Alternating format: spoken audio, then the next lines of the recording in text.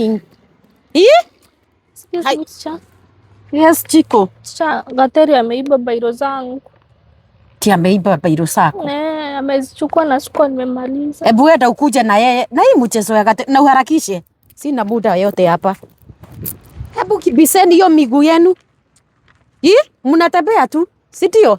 Sababu mwalimu wenu ako na kila wakati ya kugojea nyinyi. Kwa nini unashukua kalamu ya mwenzako? Mwalimu, kalamu ni kufanana, zinafanana. Kwani yeye alitengenezewa kalamu yake peke yake? Na nilikukanya kunirutia hii mikono. Hebu nione hiyo kalamu.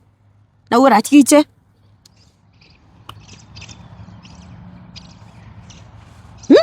Rungathi uko nayo Gateri, sijui kama hii shule. Mwalimu, hii kalamu ni yangu. Haya, hebu nieleze kalamu yako ilikuwa inakaa aje? Yangu ni ya color blue, hapo juu kuna black na imegwaruzwa hapo katikati.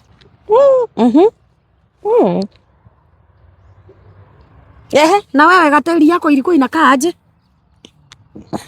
Kalamu yangu ni ya green. Ni ya green na hapo juu iko na red. Na ni yako? Ni yangu, ni mimi nilinunua na pesa yangu. Pesa ngapi? 20. Na wewe ulikuwa umenunua pesa ngapi yako? Thank you.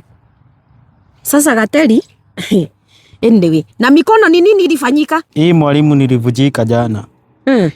Tukienda home, kuna jamaa wa pikipiki alinibeba hadi hapo kwetu. Sasa tukitoka, alinibeba hapo hadi hapo kwetu. Mimi nikimlipa 50, akaanza kusema ati pikipiki hapo ni 70. Ati mafuta imeongezewa. Mimi nikamwambia tunalipaga 50. Yeye akasema ni 70. Tukarushiana mdomo hapo. Mimi hapo na hapo nikapita na yeye hivi na hii mkono ya left. Nikamweka chini ya kazirai. Sasa ikavujika. Lakini hii ya right iko sawa. Gateri bigi choo. Hii ya right iko sawa mwalimu.